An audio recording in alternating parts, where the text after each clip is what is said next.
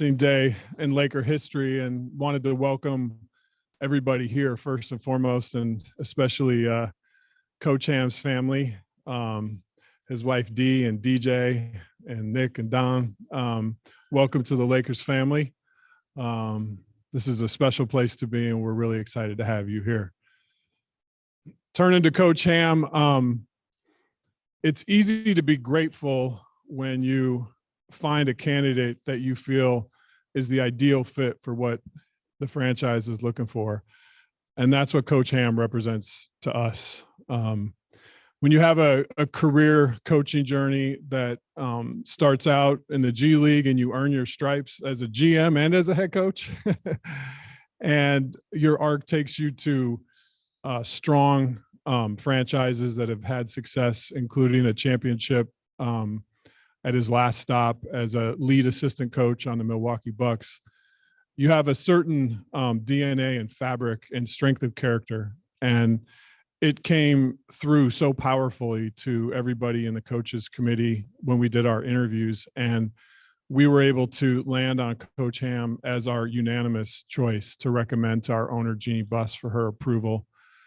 And I'm just incredibly proud to be able to sit next to him for what he stands for as a man, as a coach, as a dad, as a husband, and to arm together to lead this franchise to the next chapter.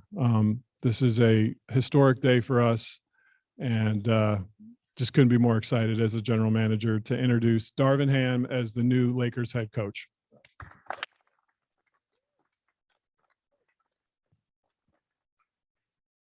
Well, first of all, I want to thank God.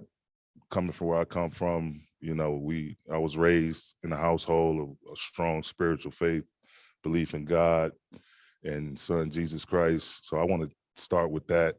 Everything I've been able to overcome in my life, along with the people around me, it's been that spirit that was instilled in me as a youngster.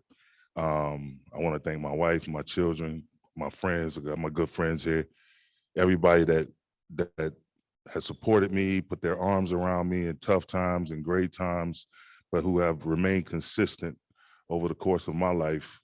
My agent Spencer and his family, it's been one heck of a ride, and the gift that just keeps on giving. And I want to thank Jeannie and the rest of the Buss family, Joey, Jesse, Johnny, Jamie. Everybody is just like, it's like coming back home. And as sad as it is for me to be leaving, one of my Coach Bud, is, sometimes you got to walk that walk on your own. I'm forever grateful for him and what he did for me in my career. I couldn't be sitting in this chair without him allowing me to learn, grow, and excel on his watch. I love him to death. We went from colleagues to friends to brothers, all the while having the opportunity to make history. And the same thing I plan to come here and instill in this program and get us back to the top of the food chain, along with the help with Rob. We're going to collaborate, communicate, and to make sure we also demonstrate. And we have a strong basketball team and basketball ops. We're going to put together a strong staff. And I think sky's the limit. We're not putting a ceiling on our situation. And we'll go as far as our daily preparation takes us. You hear people, well, are they going to do this? Are they going to do that? We're going to get better every day. That's what we're going to do. And the things we're going to do in that daily process will lead to the type of success this franchise and this city has been accustomed to. So thank you. Thank you again.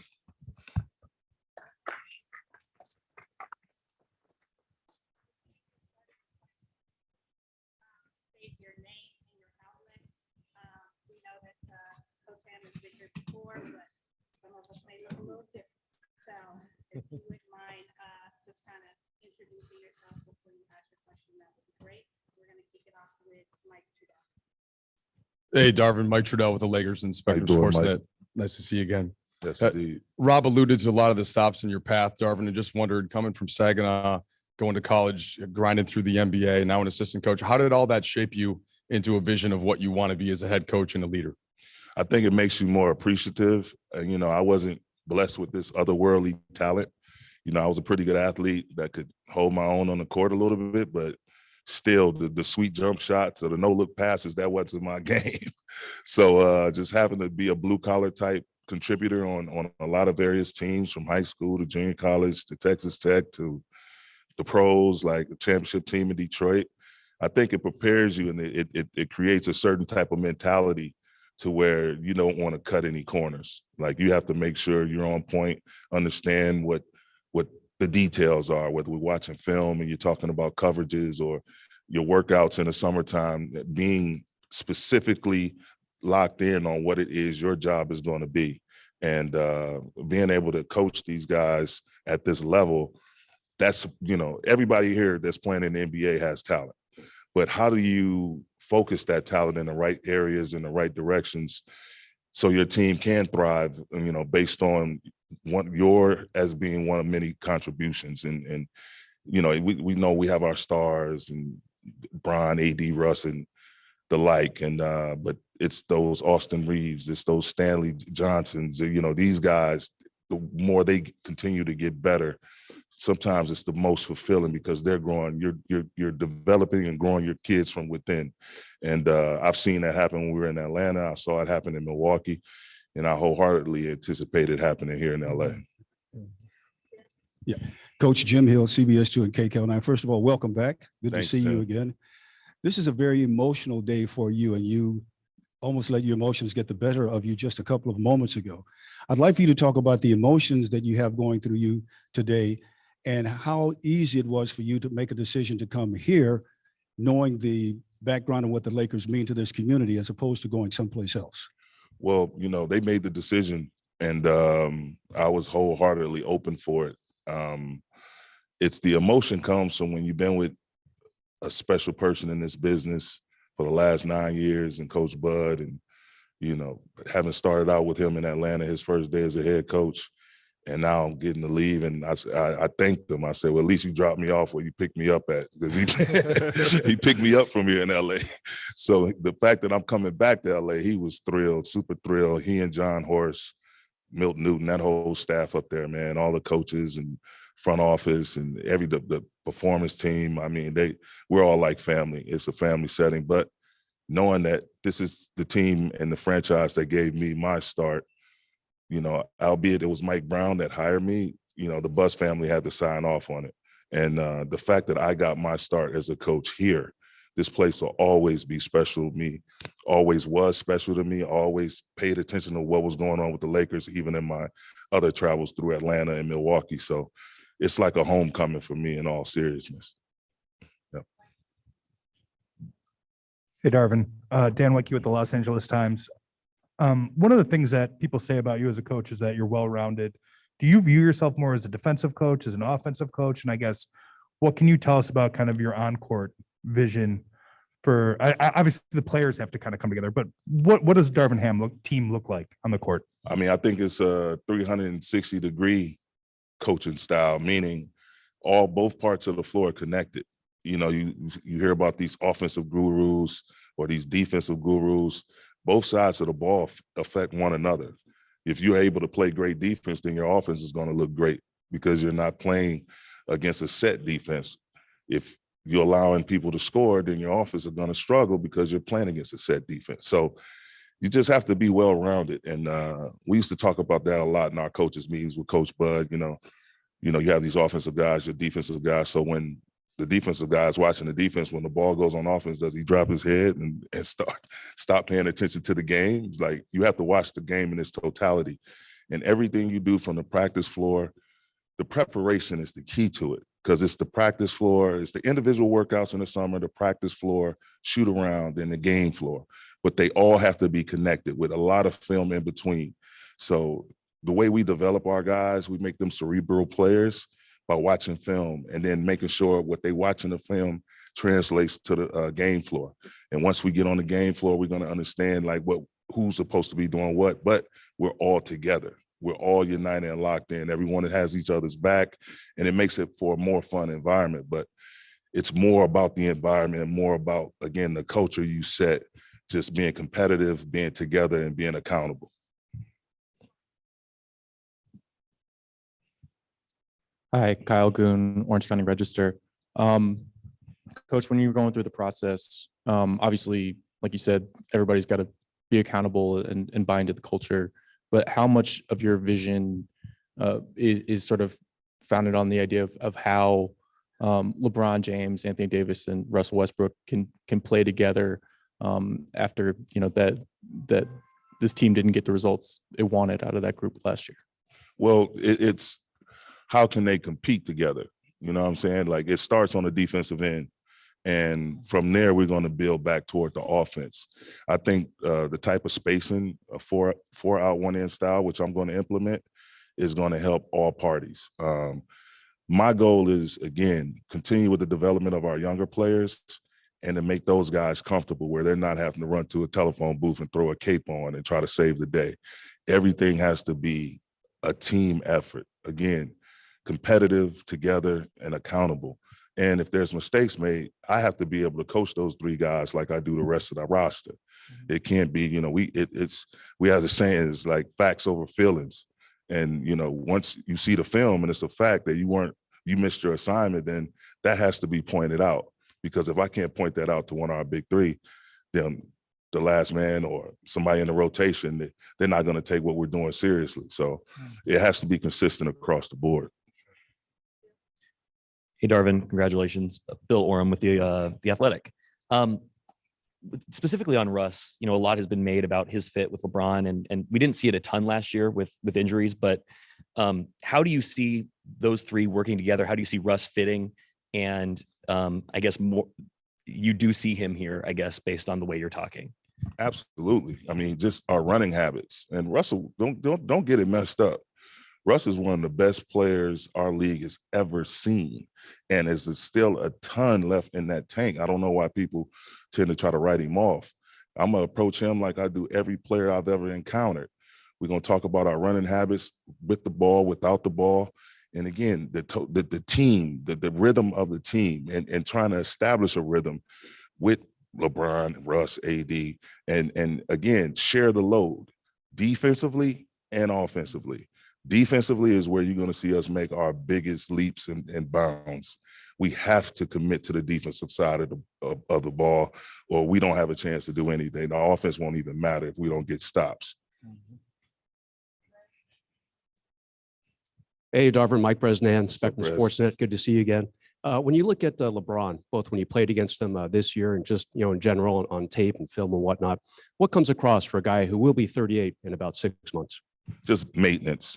And he's done a phenomenal job his entire career taking care of his body and spending the resources and provide himself with the right people around him to make sure he's able to sustain the type of level you see him play at even to this day. So just being and not just Bron, but AD, Russ, our entire group, like we're really, really player health conscious. Like, we'll get with the performance team, build out a plan for everybody. And again, the plan is to get stronger as the season gets longer. So that'll be my number one goal, is to try to lessen some of the wear and tear on LeBron, because, I feel like he's shown that that level he's playing at is not going anywhere anytime soon. So I just want to try to help and assist him with being able to sustain that level. Hey, Darvin. Welcome back to LA. Hey, what's up, Dave? Good to see you. Dave McBride with ESPN. You've had an opportunity to interview for a handful of jobs over the years. And when you hear Rob today say you were the unanimous choice of this coach selection committee, considering the enormity of this job, considering I think you're only the 28th guy ever to lead this franchise that has 17 banners, why do you think everything came together this time for you? Timing is everything. Like I said, I put my faith in God. He's the master of all plans. And I just want to take this time to thank all of those teams that passed on me so I can end up right back where I need to be, with Rob and the Bucks family. So it's all good. I'm good. Trust me. But, you live, you learn, and you seek out an opportunity. If you don't get it, you just keep getting better. Keep trying to add more things to your repertoire.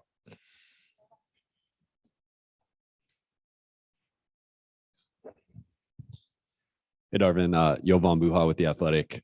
You mentioned your relationship with Bud, and I was curious, how much do you plan on implementing from what you guys did in Atlanta and Milwaukee over the last 9 years? And then also working specifically with Giannis, they're different players, but Giannis, LeBron, and AD all kind of have that athleticism and some similarities with the way they play in the paint. How did working with Giannis kind of inform maybe how you'll approach working with LeBron and AD? I think it's more system based, and yes, we were able to build a proven commodity in the way we played offense, the way we defended during Bud and my time together. But in terms of AD, Giannis, the comparisons, they're slightly different players, but they're both dynamic in the sense that they're multifaceted to be at the size that they're at. And a lot of the ground gets made up in just the breakdowns, the defensive breakdowns and the offensive breakdowns. Those guys you can throw it to them and they can go get you a bucket. But how easy will that bucket be? Like, we have to get the ball going side to side. We have a term, play with the pass, like share the ball, make it easy on yourself. Instead of going 1-on-4, 1-on-5, you go play with your teammate. And now it's a 3-on-2 situation or a 2-on-1 situation because you just moved the ball. You didn't sit, hold it, dribble 18 times. Like, it has to be a rhythm, ball and body movement. But Giannis is unique because we had different people that took the lead on him in his individual workouts, but the things we would do in terms of our offensive breakdowns and our defensive breakdowns would actually give him more. So when it came time for him to play 1-on-1, it was easy. You had to account for other people. So now there's different driving lanes or there's more space. And again, it goes back to the type of rosters we were able to build and put the type of players around him. That's we're going to do here. When Rob and I collaborate, we're going to dive in and put the best roster out there that we possibly can to support our big three. Dylan Hernandez here, LA Times. Darvin, have you spoken to Russ Westbrook? And two, has there been any discussion among you guys about maybe a change in role for him, maybe coming off the bench? And for Rob, after what you saw last season, talking to Darvin, what made you think, this is a workable situation with Westbrook? Yeah, I would say yes. Russ and I have had some really, really great one-on-one convos, man. And the biggest word I think came out of those discussions were sacrifice. That was the biggest word. It was sacrifice. We're going to sacrifice whatever we got to do. And it's not just Russ. There's going to be sacrifices that LeBron has to make, that AD has to make, on down the line through the rest of our roster. Again, we have to start on the defensive end. And in terms of what his role is going to be, I'm going to expect him to be the same tenacious, high-energy player that he's been on his entire career. A lot of it now may happen without the ball in his hand. Most of it now may happen on the defensive end. But again, we have to sacrifice. There's no achieving anything without all parties, sharing the load, sacrificing, and depending on one another. Just to follow and leverage off what Darvin's saying, I think all of us would agree that teams, whether it's in any sport, take on the identity of the head coach. And the things that stood out to Darvin in the interview process was the two words he's been using. One is sacrifice. He was a player in the league that made every sacrifice to be great. He wasn't a superstar. He knew what it takes to be in the gaps, to do the little things to make his teams great, like the championship team he was on. And then toughness. I think one of the things we lacked as a team last year is an identity of toughness. And I think we're excited to see how Coach, with his leadership style, will bring those attributes to our team next year. And as he said, there's going to be expectations, especially on the defensive end, that those words carry forward, words like toughness and sacrifice and accountability. And that's what Coach Ham's leadership stands for and represents. Darvin, over here, Brad Tony with the LA Times. Welcome. How will you deal with the stress and pressure of being a first-time coach with a franchise that expects to win titles all the time? I grew up in Saginaw, Michigan. I was shot in the face by accident, April 5th, 1988. You go through something like that, it's going to do one or two things. It's going to make you fearful or fearless. It made me fearless. I don't feel no pressure. It's basketball. We're going to talk about some of our military representatives across the seas fight for our democracy. That's pressure. This here is a challenge. and it's something that can be navigated. We have a great partnership, me and Rob, that's going to grow and continue to build. We have great ownership group. We have great people around our building, great people involved in our personnel decisions.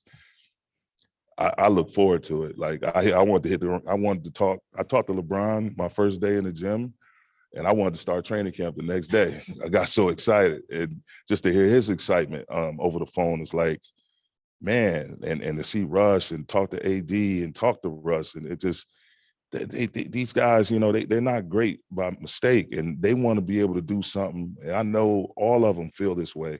They want to be able to do something collectively that's great. Put another banner in this building, and it starts right now. So that's just a challenge. That's not pressure. I've seen real pressure in life. So to me, this is fun. This is something that's going to be joyful, something we're going to look back on, remember these days, and when we're popping bottles of champagne somewhere, celebrating another banner going up.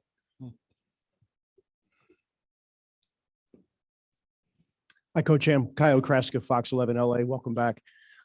You just touched on it a bit, but could you tell us more about your reaction to how the players have seemingly accepted you once hearing that you were the head coach, either by way of conversations or by the way they responded on their social media? I mean, it's been phenomenal. And just, you know, I came in the league as a player in 1996. Played 8 years, won a championship, played overseas, worked in what was then known as the D League at the time for 4 years. And then now going into my 12th year as an NBA coach, 11 as an assistant, now a head coach. And in our time passing, you know, my parents raised me to be able to engage people in a respectful, loving manner. And you show love and respect to get love and respect. So when I see these guys, and I'm actually one of the ones that actually walked in their shoes, I don't mind taking 5, 10, 20 seconds, a couple of minutes to stop, say hello, see how he's doing, see how his family doing, ask about his people, his loved ones, if there's any advice he needs to get better or whatever. And then the bubble. When we were in the bubble, one of the positive things that came out of the bubble was the fact that we were all in the same space. So I could see Rob riding a bike every other day, or see him having breakfast or something. See LeBron over there, you know, fishing and riding a bike as well. We over there, you know, having cigars or something. Like we got to engage one another and see the human side of one another. So a lot of those tweets and the messages I've gotten from different players I've coached, players who no longer in the league, some are still in the league. I attribute that to just being common and just being a good source of energy. And it was humbling. Like it's a little overwhelming at times. Like, man, this just to see all the love. I mean, I just thank God for it. Hey, Coach over here. Oh, Coach Darvin. Congratulations. Welcome back. Thank you. You're a first-time coach, and you can only be a first-time coach. And every coach who at some point was a first-time coach, but you don't have the proven track record of making those decisions. It's a very high-pressure job, and you've already expressed how you feel about that. How were you able to assuage or convince the Lakers that was something that wasn't an issue with you? And maybe Rob can chime in on what that meant to you guys. Yeah, I'll just start by saying, I think, you know, you can look at the NBA Finals right now. You can say Coach Kerr and Coach Udoka; those are both first-time coaches. And when you go through an interview process and you come across someone that's incredibly talented and special with unique characteristics that you think are perfectly aligned with what you're looking for this team, that becomes a moot point. And I think the guys in the NBA Finals deserve praise for starting like they did and getting all the way to where they are now. And we have full confidence that that's what Darvin's story is going to look like here. Question off of Zoom, Jim Alexander, and then we'll have time for 2 follow-ups.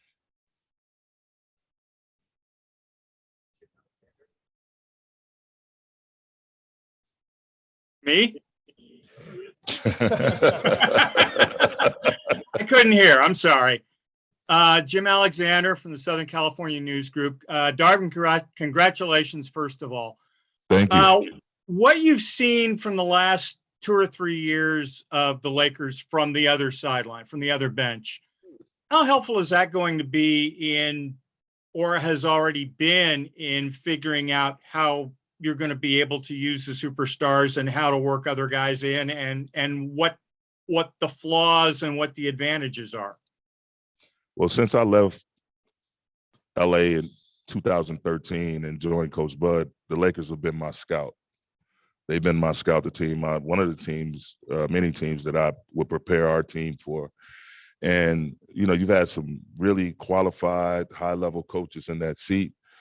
But the thing is, it's whether you're a first-timer or what they call a retread or whatever, it's not you've had multiple jobs. The key is to have a plan, a consistent plan that you tap into daily and have a standard that's set on both sides of the ball. You know, defensively, can we contain? Can we contest? Can we control the rebound? Offensively, can we run with pace and our running habits? Can we run with space and have a force and a physicality to the way we play? You know, all predicated on ball and body movement. And you have to preach those principles until you're blue in the face. And it's going to be times where, you know, we're going to have philosophical disagreements, and, you know, just we may have to get out on the floor and walk through some stuff over and over and over again. But those basic tenets, like, you're not going to have success without it, but you have to be in a position to, again, strive to execute that plan daily. You set forth a plan, you get your staff together, you get a great roster full of players, not just the big three, but a lot of serviceable players that can help in different areas. And you all establish a plan of action, and we execute that plan daily.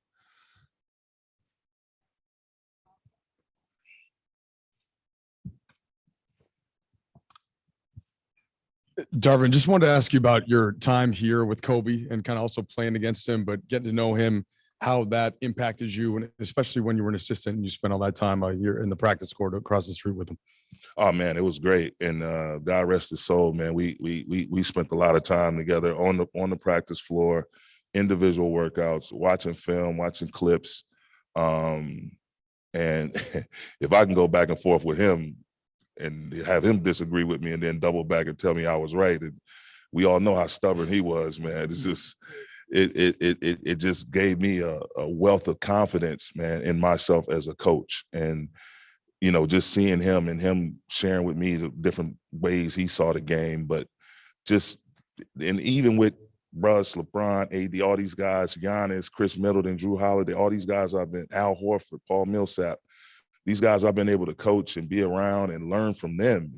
It's a two-way street. It's not just this coach that thinks he knows it all and he's just barking orders. No, you have to be able to, again, to collaborate, communicate, and understand each other, and not your way or my way, but what's the best way to go forward? What's the best plan for all of us? So Kobe was right, you know, at the forefront of that in my own development as a coach. You know, just the workouts we would do on the court, the type of film we would watch, dinners we've had just offline, just getting away from it all. Like, you know, he's a big part of why I was able to grow the way I did as a coach. Darvin, Dan Wicke again with the LA Times. Kind of a two-part question. There was not really a report, I guess. Anthony Hardaway told a reporter in Memphis today that Rasheed Wallace could be somebody that is, or he believes Rasheed Wallace is going to be joining your staff. I guess, what's the status of that? And then what is sort of the staffing going to look like? Are you looking for coaches, somebody with head coaching experience to add to the staff? Kind of what's your view of what that's going to look like on your bench? Well, me personally, I shared this with Rob and Kurt and everybody that was on the basketball committee during the interview process. Is like, I like coaches that like to roll up their sleeves, are going to be able to get out there. Like where I come from the last 9 years, we did everything. We did player development, we did scouting, I had to step in as the head coach on a few occasions, but it was a team. It wasn't no coordinators on either side of the ball. We all pitched in on all aspects of our team basketball, offensively and defensively. So I'm looking to build that similar type of staff. And in regards to Rasheed, that's an active situation. That's fluid. We're still working through that. That's not true at all, but you know, he's definitely a candidate that we'll take a look at, but we're working through that. Like we have a list of names and some people that's currently under contract, and we're working with some really talented young coaches And we're working through that to try to put together the best staff possible.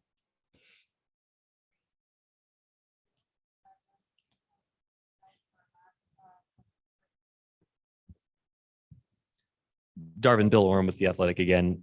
Just we've talked about LeBron and Russ, but I'm curious what your view specifically of AD is and how to, maximize his potential and talent with this group and in your system. I think he's the key. Like, he's the key. We've all seen what can happen when he's healthy, when he's playing at a high level. He's in a good rhythm. We saw it in the bubble.